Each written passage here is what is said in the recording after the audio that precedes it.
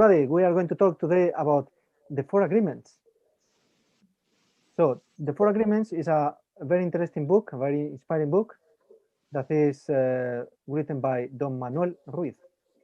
And he talks about 4 agreements or 4 practices that you can do in your life.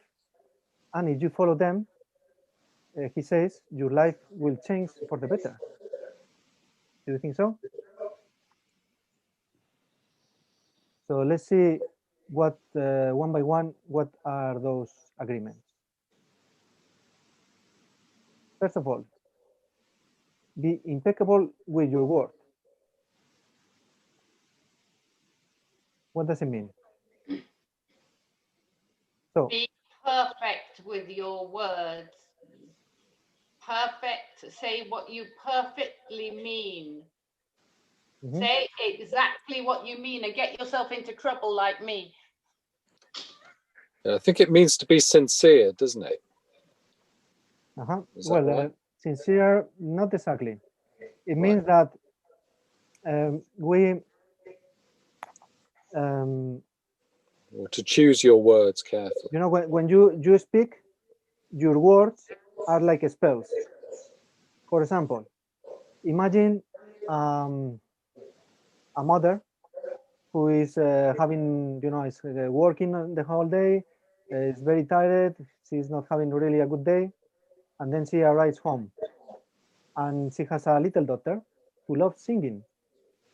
And then the daughter, you know, that day is very enthusiastic about singing, and she's, you know, singing very well.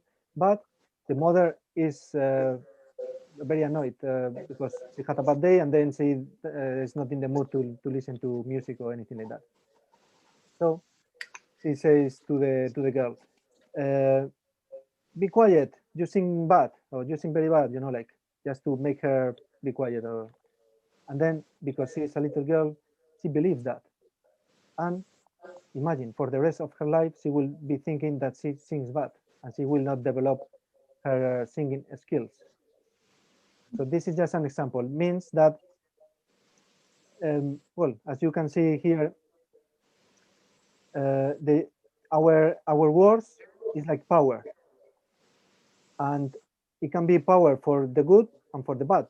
For example, if you say to somebody, "Oh, you look lovely," that person will, "Oh, really? Thank you." You know, like you will make her day or his day. And in the other way, the example I gave, if you say something that is not good and the person is very easy to be influenced, that person will get that and get maybe in their subconscious mind, and they will have that, you know, like that negative influence. So our words as really is like it's very powerful, you know, like we don't really understand many times how powerful are our words, because anything that we say can influence other people, but not only other people, can influence ourselves. That is the internal dialogue that we have, you know, like for example, you do something and it's not working, and say, "Oh, how stupid I am." Just saying to that time, maybe you say once and no, there's not be a big problem. But if you say it many times, you have this internal dialogue that you are stupid, then your subconscious mind stores that information, and you behave as a stupid person usually, you know, like. So it's not only as you can see here, it's not only it could be about others, for example, gossip about other people, but it can be also internal dialogue speaking against yourself. So it is much better to avoid using negative words for in any case, you know. And the other way around is much better to use always positive words. I mean, you can be honest with people. It doesn't mean you need to lie to people and say, "Oh, you look so beautiful," when that person maybe needs some, maybe change something. But You can be honest, but using, you know, like in a way that can be, is like a positive, constructive. In Spanish we say crítica constructiva, constructive critic, right? So yeah, that is the number one. What do you think about it? Any comment? Good advice. By the way, hello, Kari. Welcome here. How are you? I don't know if Kari Haberley. Hola, ¿qué tal? Hello. Hi, thank you. Hi. All right, so that is the number one. Let's see what is next.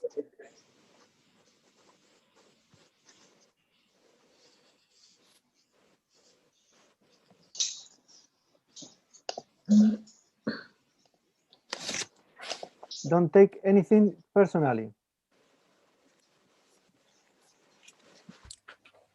So usually, for example, we are driving our car and there is another guy or girl like, meh, meh, hey, what are you doing, stupid, you know, like whatever. And then you say, oh, and you get angry because of that, and then you yell back to that person. You know, but most of the times that doesn't have to do with us. You know, it's that person who is his own, maybe has a bad day or whatever, and when we take that personally, we are allowing that negative energy to get into us. Okay, so as it says here, what others say and do is not because of you. It's a projection of their own reality, right? And when we take the decision not to take the things personally, we become immune to the action of others. And then we are avoiding suffering. And as we said before, with the number one, being impeccable with your word is with other people, but also with us. So for this agreement, it also has to do with us. The opinion about yourself is not necessarily true. So when you say, for example, oh, how stupid I am, you know, it's not true. Why? I mean, you can be a nice person and very intelligent, but sometimes you punish yourself too much, or maybe you you think something that is well, we're going to see in the next agreement that we make assumptions and then we believe that that assumption and take it personally. Okay, let's check the next agreement because they are very connected many times, not always, but usually they are connected.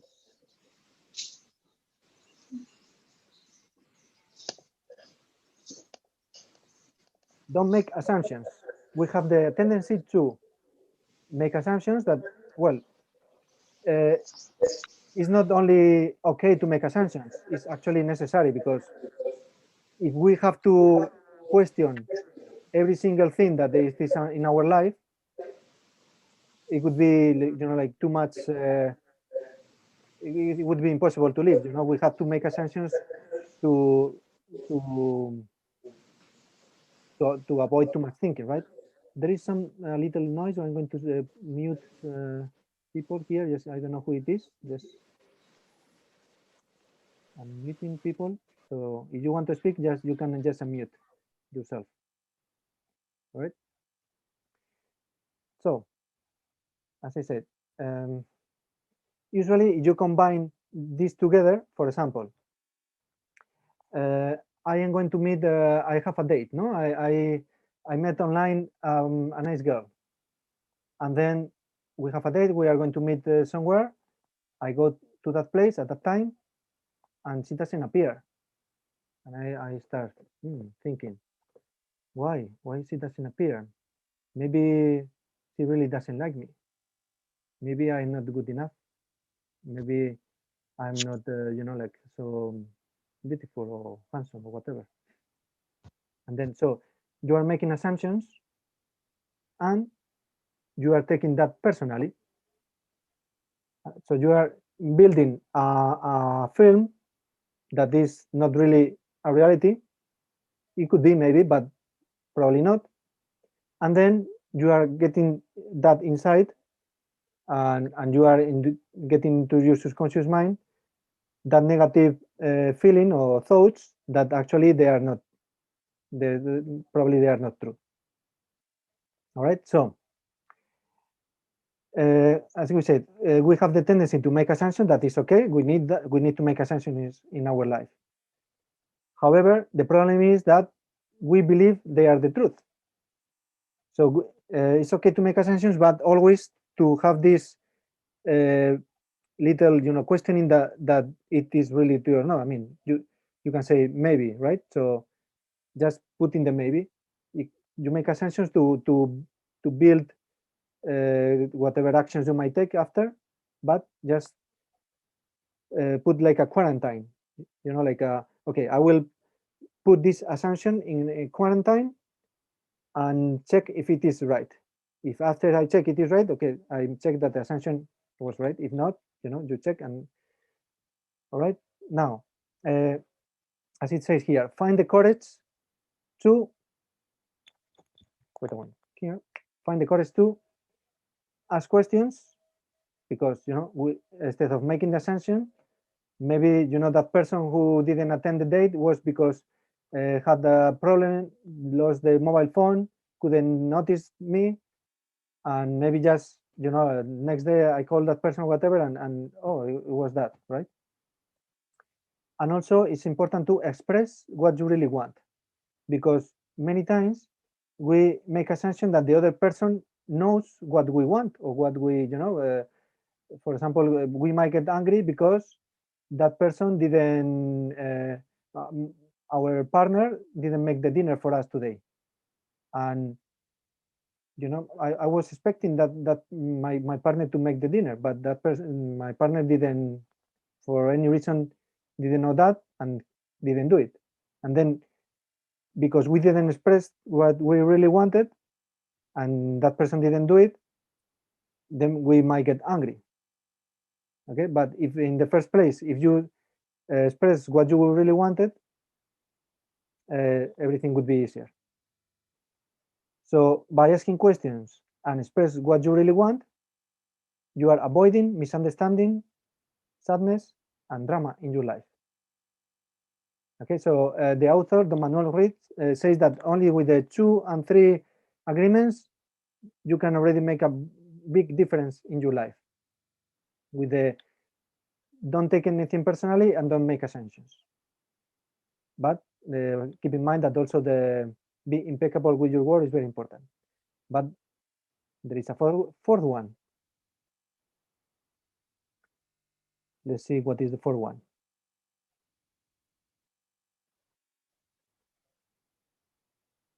Always do your best. What is your best? Your best doesn't mean that you are always, like super powerful and you can do a lot of things. Maybe one day you are feeling with a lot of energy and you can work for 10 hours, 12 hours. Maybe another day you are not feeling so much with energy. Maybe you are even a little sick, and then you can just work for 1 hour or even less. But in any case, if you do your best, that can be different depending of the moment of that time. But if you do your best at that time, you are feeling well, because there is afterwards there cannot be any regret. For example, if I say, Paloma, you should travel to, I don't know, Southeast Asia and discover how many cultures there, and you can enjoy life a lot. And then Paloma says, oof, it's too far. I'm not sure if I will go. And then after years, Paloma didn't go. And one day she said, oh, I should have tried and go there. Why I didn't do it? And you will regret. However, if you say, okay, I'm going to take Esteban's advice, I'm just going to try, and you did it, it can be, probably would be a great experience. Maybe it's not that great, but anyway, you tried it. And so you can always say, I did my best, and so you don't have any regret. Or you can use this, for example, with people. You can go to a gathering, you meet some people there, and if you do your best, with people, you might get along well with some people, with other more or less. But if you do your best, you will be satisfied with yourself because you did your best. If that person maybe is not a nice person or whatever, it's not your problem. You are feeling well with yourself. Okay, so as a summary, your best, as it says here, is not the same from one moment to the next. Sometimes it will be high quality, sometimes not so good. But under any circumstances, if you do your best, you will avoid self-judgment and regret. And also, doing your best will probably guarantee usually good results, or much better than if you don't do your best. Okay, so as a summary, again,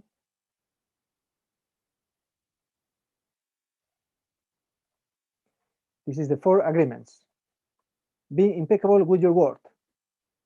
Remember, our words are like spells.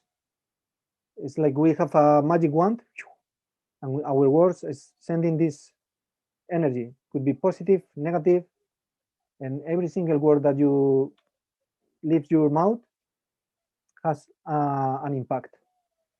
But not only the words, it's your thoughts as well. Your thoughts that work with yourself, within yourself. But also we get more like metaphysical and spiritual. With your thoughts, also they are affecting your other people. Not even just talking to people, just thinking something about people. It is affecting those people in some or other way. So if you have always this agreement in mind, be impeccable with your word, you will get better results, not only for you, for the people around you. So that will create a better environment around you, within you and around you. Second one, don't take anything personally.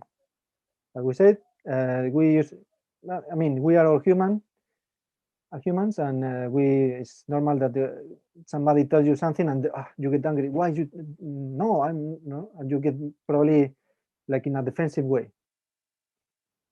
But as we said, what that person said about you is most of the times is not you. It's that person reflection of her or his own thoughts and values and and then don't make assumptions. That is also very human. We make assumptions of many things, and then when the reality doesn't match assumptions, we get angry or it's not nice. And remember, those together combined, it's difficult to do like this. Anyway, number 2 and 3. Don't make assumptions and don't take anything personally, because usually we make assumptions and then we take it personally, and has a negative impact in our lives. And finally, always do your best. If you are going to do always your best, you are going to get probably better results. But not only get better results, you are going to avoid future regret, because you can always say, I did my best. For example, there is a person that a long time ago you didn't chat for a long time ago, and there was maybe the last time you talked with that person was not so good, and then you want to say, okay, I'm going to write a letter to that person and just put all my thoughts and my feelings on that person, how I appreciate that person and that I am sorry about what happened in the past or whatever, and you send that letter. And what if that person doesn't reply? Well, it's not nice that doesn't reply, but anyway, you can always say and feel like, well, I did my best, and you for sure you will feel much better than if you never do something with that person, and maybe one day you find out that that person passed away and say, oh, I should have done told her how much I care about her or his or him. All right. So this is, you know, very simple for practices that you can use in your life and can change your life. This book is quite short, and I have it in PDF. So if you want it in PDF, I can send to you. And I have also a summary, a brief summary. I can send to you also if you want. But yeah, more or less is this. There is also like an introduction of the book that explains how our society is like you get born in this society and then you just follow all the assumptions or all the things that you take for granted, that the society is telling you that it's like this. But you can always think by yourself and you know, for example, the society usually well, we are used to be reactive. No, when somebody tells something bad to us, we reply in a bad way, and that is quite normal in our society. But you can always act differently. All right. So yeah, more or less this is very simple for practices, for agreements. Now is the time for questions and answers, if you have any. Any volunteer to have a question?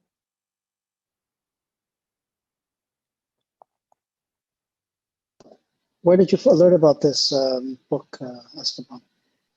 Where first I heard about this book? Well, it was years ago, and yeah, it was when I was living in Asia. Before in the UK, I was living in Asia for 3.5 years, and I was reading a lot of books like this, like personal development and well, spiritual books, etc. And this was one of them.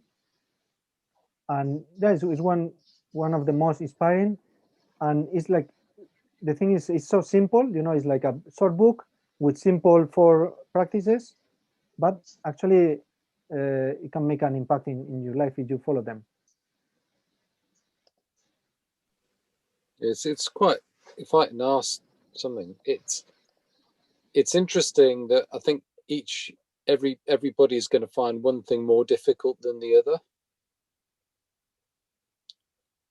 I'm not sure I understand. Say again. Well, you know, I think because we've all got our own characteristics, our own personalities, I could probably say that I'll do my best at something and I'll try my best because I'm quite inactive. But I think I score badly on the making assumptions thing because I'm impatient. Therefore, you know, I probably don't think as deeply as I should about some situations. So I think I'll probably score myself reasonably okay on some things, but badly on others. And, you know, probably being impatient is something I could score myself badly on. I'll give things a go. I'll try and do my best at things, but not making assumptions is something that I'll probably be perhaps not quite so good at. So it's an intelligent system in that it forces you to concentrate on not just on one thing, but a number of different things, aspects of your behavior. So yeah, I think it's really helpful. But I think not all those things are equally easy to do for everyone. Well, yeah, thank you very much, Matthew, for say your feelings, express your feelings. Yeah, every person is different. Of course, for some people, some of these agreements might be easier to implement than others. But the good news about this is everything can be become a habit. If you focus on one of these, it is said that if you do something for 3 weeks, 21 days, more or less, I guess, you change that. You can change a habit. You can create a new habit. So if you say, okay, for 3 weeks, I'm going to be very focused, very aware, and anytime that I find myself making an assumption, I will be aware and say, oh, I am making an assumption. And if you do that for 3 weeks, it will become, it will, you integrate that. To concentrate on the things that you're not so good at. Yeah, that's helpful. And something that you said, there is a difference between try your best and do your best. I mean, between try and do. Because if you say, I will try, it's always like, I will try, and then you never do, probably. So yeah, I mean, like one of the things, be impeccable with your words, in this case, is also important because it really has a different meaning, try and do. And I'm not sure who's a famous person said that, like to try doesn't mean anything, or it's nothing. It's like you either do it or not do it. So it is also very important how you select the words for your internal dialogue, because if you say, okay, I will try this, and then the try is I will try, but if you say I will do that was this, Yoda, I think. Yoda, oh, what? Yes, I wanted to say too. It's Yoda. Okay, yeah. Thank you for the clarification. No, thank you. That's brilliant. Thank you, Matthew. Any other questions or comment? You can also tell your experience if you want, or anything like this. Stefan, I wanted to say that when it says don't make assumptions, sometimes it can be a bit hard because I don't make assumptions, but sometimes my brain is saying, I want to know an answer. And it's like you'll keep wanting to know an answer sometimes. And also with don't take it personally, I can think in my head, well, it's nothing personal. It's probably that, person who's had a bad day, but then you can't make assumptions. And, sometimes it's very difficult to not let it affect you. So if you like, say, for example, if you're working in a challenging job, say, and you have to work with some difficult people, you can say to yourself, I'm not going to take that personally because I'm working with some difficult people who've got problems. But some days, even though it's nothing personal, you still get, fed up of it. You still get, you let your feelings get the better of you. Okay, yes. I will. There is like two questions, right? Kind of. Yeah. So the first one, remember, we have tendency to make assumptions, and that is okay. Okay, but the problem is that we believe that they are true. Okay, so it's okay, and it is really necessary to make assumptions in your life. You say today I will go. I will wash my car. So you will make the assumption that it's not going to rain. And then you might be right or not, but you might take the assumption to take action. Otherwise, you would never wash your car. However, it is, as I said, it's like to be aware that that might be truth or not. I mean, sometimes you are very, very sure that something is true, but sometimes, for example, if somebody didn't attend the date, and you say, oh, that person doesn't like me, that is an assumption that you don't really like if it is true. So you put, as I said, this assumption in quarantine and say, okay, I will take as an assumption, like I will take action following that assumption, but be aware that it might not be true. So if I see any clue that it is not true, I will change the mind, because so just don't believe 100% your assumptions, or most of them. I mean, some of them, as I say, you can say Atlético de Madrid. Paloma will say Atlético de Madrid will win La Liga this year, and well, this year they are doing very well. They have a lot of points, and you are pretty sure that they will do it. But it is, at the moment, it's just an assumption, and we're just getting closer to at the end of La Liga. Let's see if that's right.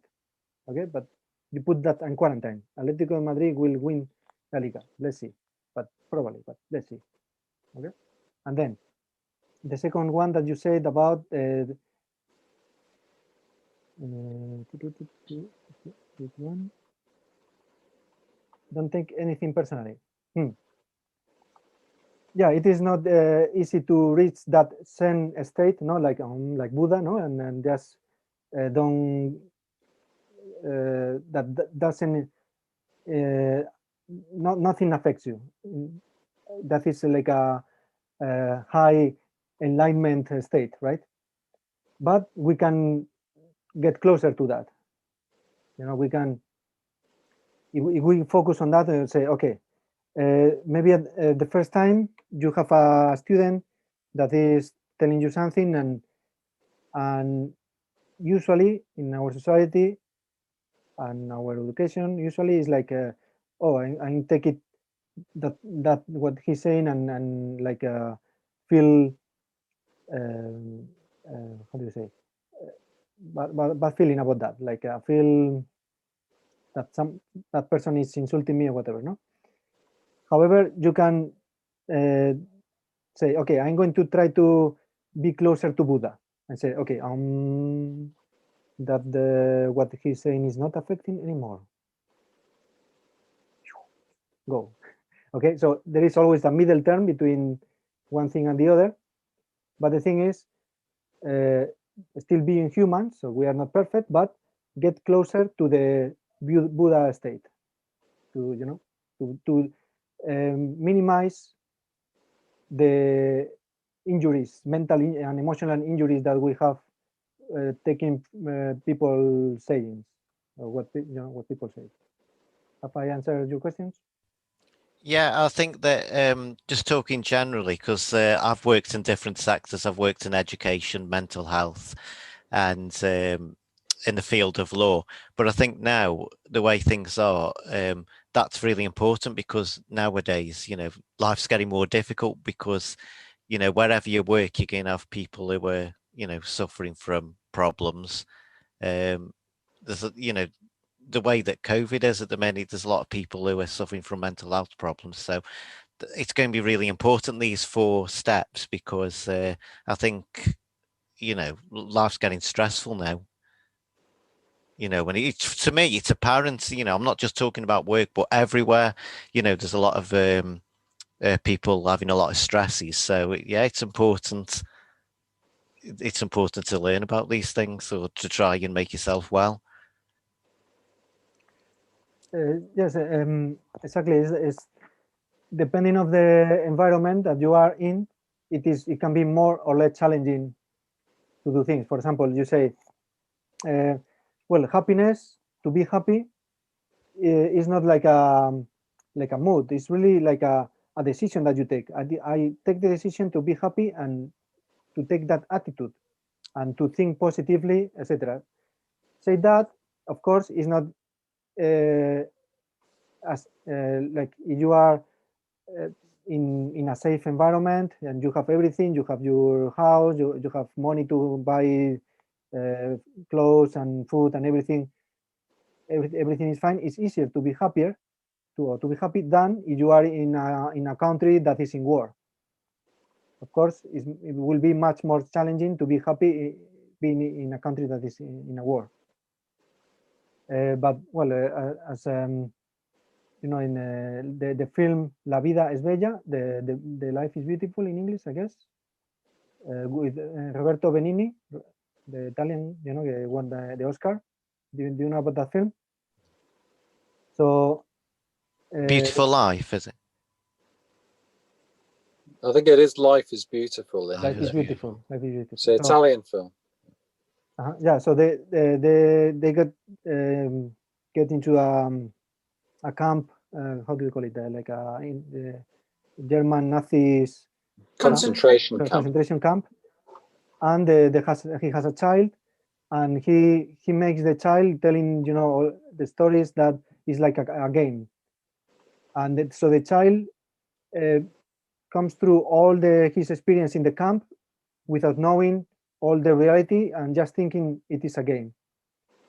And in the end, he survives. Roberto Benigni didn't survive in the end, But even Roberto Benigni, just by playing this game for his child, he's making his, of course, he's struggling, but he's making his stay a little more, you know, like not so dramatic. Of course, it's a drama, but I mean, the circumstances, of course, they affect, but it also it has a lot of attitude. It's very important, the attitude that you have towards life and towards. That's being creative, isn't it? If you try to change a situation positive, that's a creative thing. Yeah, exactly. Being creative.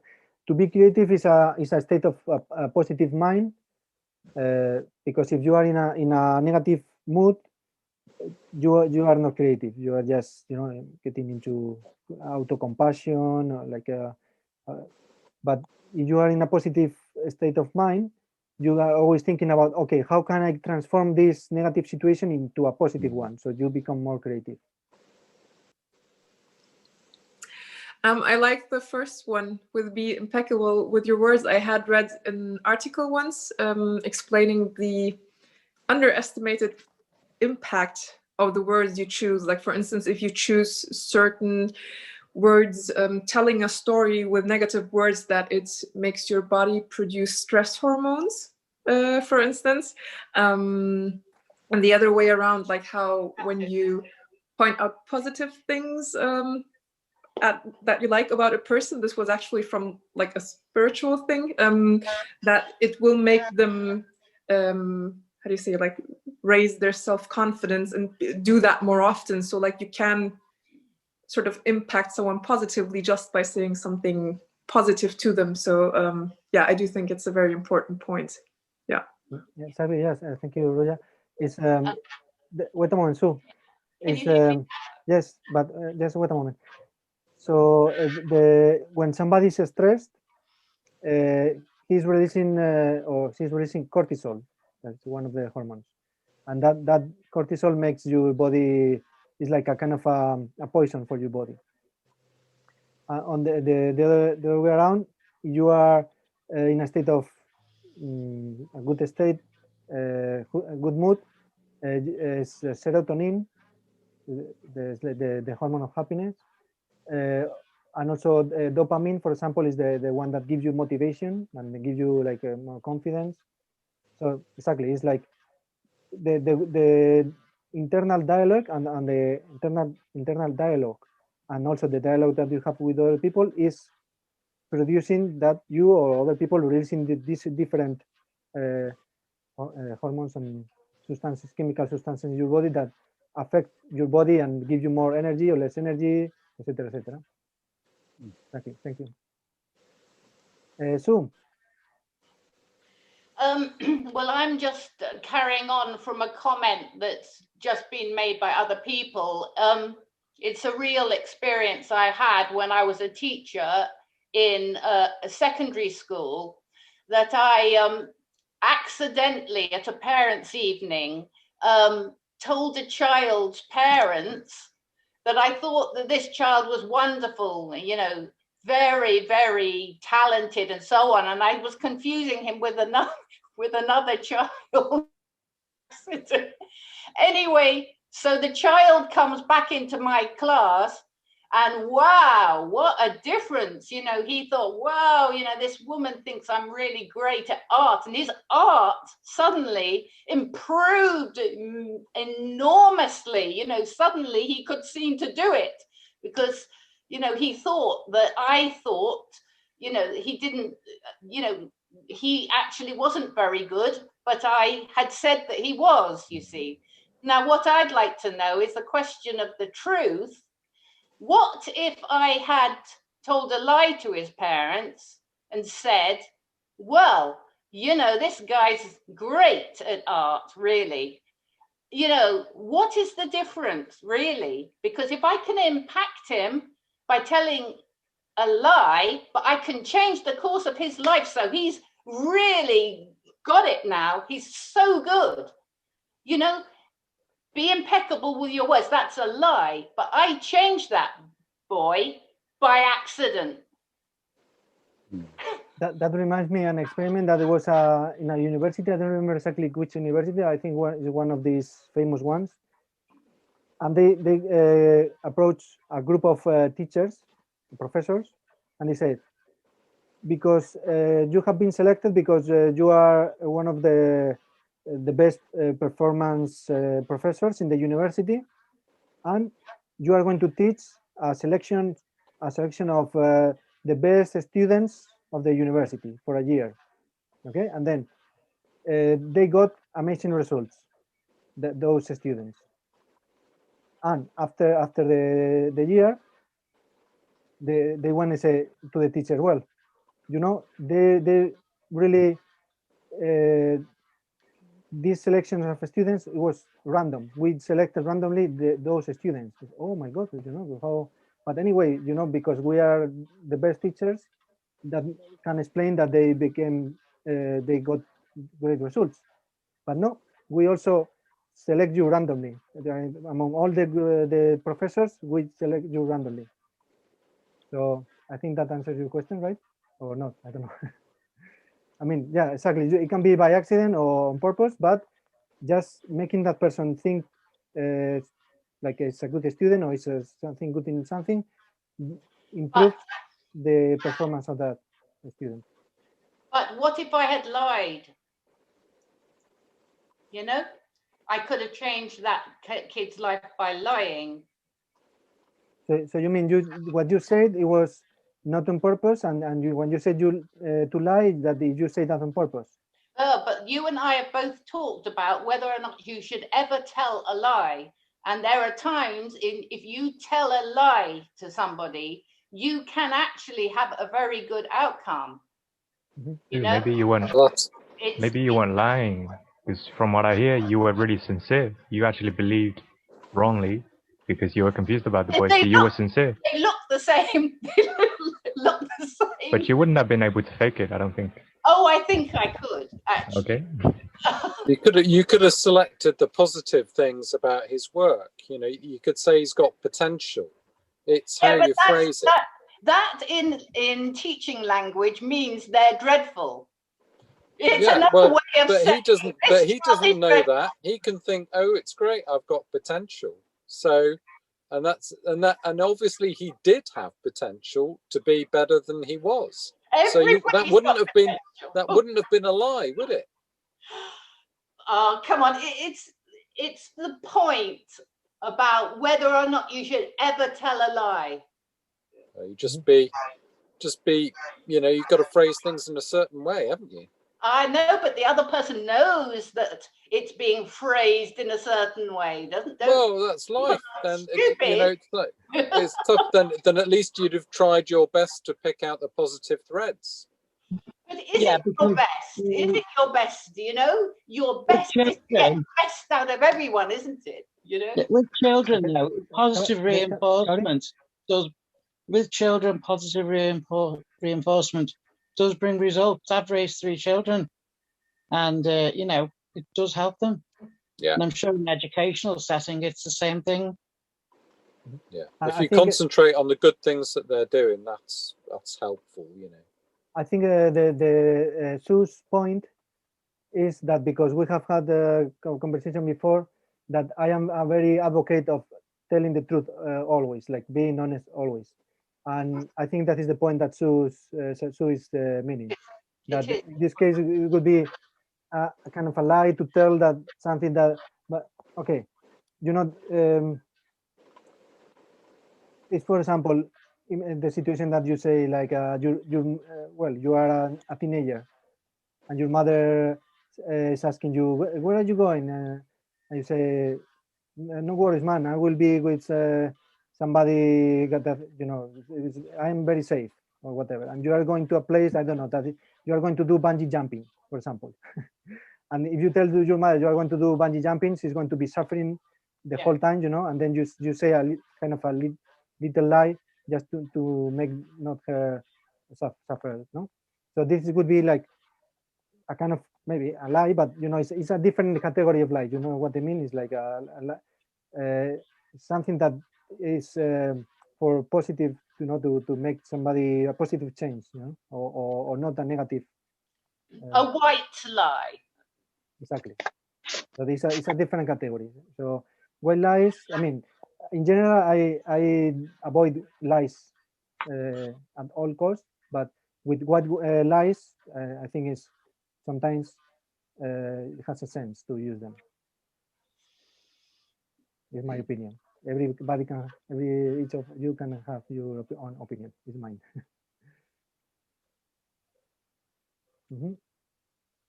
Esteban, it depends, because that little white lie is good, but if, for example, let's just imagine, not to mention any names or anything, let's just imagine you've got a student who is taking a GCSE exam in mathematics, and her mother sends the girl to tutoring so that she can pass a very good mark in the mathematics exam, but this child can't do multiplication, adding, taking away, dividing, she can't do any of this, then in that situation, you know, you'd have to say that, you know, she's not going to pass the GCSEs, you know, within 10 months, because that would be impossible. But I think that to say to that child that, you know, to find the good things that she is good at, and trying to praise the child by saying, look, if you do, you know, multiplication, this will help you, you know, in your life or in some way.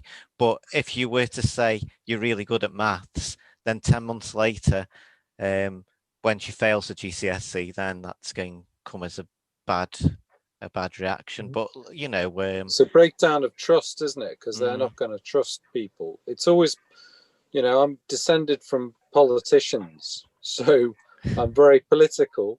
And I would never say you don't need to lie. You just need to be creative in the way that you phrase things to encourage, you know, a positive outcome. There's no need to lie. You just concentrate on the, if people aren't doing something right now, you can see that they've got the potential to be better, and then you build on that. I mean, that's just a positive way to view things. If people really are all awful and they're about to do something destructive or harmful, then you have to be honest and say, stop, you know, this is wrong. This is going to have a bad outcome. I think you concentrate on the outcome.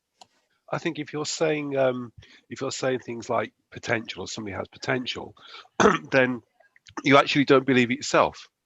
I think if Sue was to sit down with that parent and say, "Oh, I think your little Johnny has potential," she wouldn't believe that they did have potential. I think you have to convince yourself of their potential. So you've got to have a really everybody has potential. Everyone's got a brain. But everyone's got a brain. But to the extent that Sue has convinced herself before she goes in the meeting that his art is wonderful, and then it's not a lie either. You can't. Well, yeah. You can't convince yourself of something that isn't true. You can do if you'll never truly believe it. And I know what you're saying, but well, I think Sue, from her experience, will be able to convince herself now that, you know, that can easily be the case with anybody in the class. I actually have learned that this is the problem. You can't tell the whole truth because the other person won't have enough time to listen to it all. But if you really wanted to do the job properly, you would say, well, he can't handle texture and he can't handle pattern, but there may be just a glimmer of hope with perspective. You know, you need to tell every single aspect of it, and then the other person will drop off to sleep. And for technical drawing, the whole story. That's the problem, yeah. But that means that if they can do perspective, then they'll still have an outlet. They'll still have the ability to do something from a technical point of view. So they're not going to be artistic, but they'll be okay technically. That's something, isn't it? We need technical people. You're right about that, but some people would do better to spend their time focusing on another subject, you know. You know, that if they're that technical, maybe CDT or some physics or something, I don't know. But you know, it's silly to pretend you can do everything. And it's ridiculous. Yeah, well, that's a good outcome. If you're getting him to concentrate on the things that he is good at, that's a good outcome, isn't it? Unless he's got his mind to becoming an artist. Well, he's going to be disappointed, but lots of people, that's a life lesson, isn't it? It is. I see what you mean. Yeah. He's Yeah. got potential in another subject. Yeah. And by that time, he'll have the maturity to understand that you can't be good at everything. That's Yes. another outcome, isn't it? Yes, it is. You're right. I've had a lot of disappointments, so so there we are. You also have the other problem that some people don't get going until they're older. You know, some kids take off, you know, like in year 10, and they just suddenly click. So, you know, you have to talk to the parent about that as well. Just because he's a bit switched off now doesn't mean that later he won't get there. You know? No, that's right. Every day is a school day. I mean, for example, I'm a slow learner, and I know that I'm a slow learner. I'm only learning things now. I'm in my 50s, but my sister's the same, and the people she's learning stuff. She's in her 70s now, and she's learning stuff for the first time. So it's also understanding, like you say, the context. Because I can see her 18 years ahead of me doing the same thing and doing all right, you know, learning new stuff at a basic level sometimes, but she's doing all right. And then you can see yourself going, and like you say, it doesn't matter how long, if you're a slow learner, as long as you get there in the end, it really doesn't matter, you know. And there's the emotional content as well, you know, that some people just get in a panic with art, and so they're actually holding themselves up. There's the emotional content. Yeah, but the trouble with art is if you're bad at it, it's so obvious. Other things you can hide. Yeah. But you can't hide a piece of bad art. Everyone, that's why it's so crushing. Yeah, but the emotional content of letting yourself go, that is when the creativity comes. I suppose so, yeah. Overcoming yourself, yeah. It is overcoming yourself, yeah. Interesting, yeah. So yes, it's about finding the positive things in a person, and you know, you don't need to lie like for example, if that person is not good on something, you just don't mention that. You just focus on the positive things that person have, and encourage that person with that. And as well, Stephen said something like a good point also. You have to be realistic in what you are going to encourage that person to do, because if you encourage something that is not going to be able to do it in the end, is going to be frustrating. In the end, it's going to be worse. So yeah, you have to be careful with that. But say that the history is full of things that were unrealistic, or people didn't believe could happen, or people didn't believe that person could do it, and they ended up doing that. So yeah, you must be careful, as Stephen said, but also many things are possible as well. So you have to find the balance between that. Esteban, can I just say one more thing? I wanted to say that I like your approach and I agree with it, which is to, you know, always tell the truth. And that's really important, because in the past I've told some, not massive lies, but some little white lies, and they've come back to haunt me. They've, you know, I find that telling the truth, you can't really go too wrong. Whereas you've got to be careful where if you don't tell the truth, it can be worse for you. It's always better to tell the truth. In Spain, in Spanish, we have a saying that is, antes coge a un mentiroso que a un cojo. So you catch before a liar than a lame. So yeah, I mean, yeah, for me there are several reasons to encourage to say always the truth, or nearly 100%, if not 100%, 99.9% times the truth, because first of all, because if they catch you, it will be worse. Second, because one lie it has to be after covered with another lie and with another lie and become like a snowball. And among other reasons, one that is very important also is that if you get used to say lies to people, you get used to say lies to yourself as well. And the first thing to solve a problem is to do the diagnosis, to find out the root of the problem. And if you are used to lie, you, for example, a person who is eating unhealthy food, and then they don't really want to admit it, no? Like they are their body is not, you know, like a fatty or whatever, or I mean, because of unhealthy food, and they don't because they don't want to acknowledge to you know, like say this is the reason, you know, then they will not take action, and then that might be worse for them, right? I mean, this is just an example, but or for any psychological or emotional thing, if you say, "Oh no, I am well, I am well," or you say to the people, "How are you? I am well," but inside, you know, you are not well. But if you say, "I'm well," you are telling also your subconscious mind is getting that lie, and then you are not going to take any action to revert the situation. So the external dialogue also, what you get used in your external dialogue, it will get used in your internal dialogue as well. And everything is about habits. In the end, you move by habits. You get the habits in your subconscious mind, and then that is your subconscious mind controls your life really, because, for example, when you are sleeping, your conscious mind is sleeping, but your subconscious mind is still working. So your subconscious mind is the boss of your life. And what you tell to your subconscious mind by repetition of things is what you will determine the results of your life. And how to change the subconscious mind is by find out, I mean, go deep into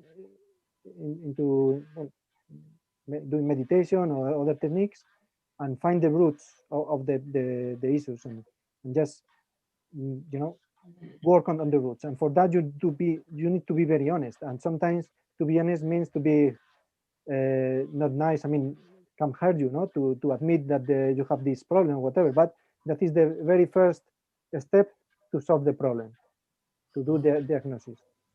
So, well, so that is for me, it's a very powerful reason that it can be very subtle, because you know, people usually don't think about this thing, but I think it's very important to be honest to yourself, and for that you need to get the habit to be honest in general with other people. Okay, any other questions? Well, I'm gonna have to go, mate, but thank you very much. Yeah, I think we can leave it here. Well, first I'm going to say thank you all for listening to or to watching to this video. I hope you like it, and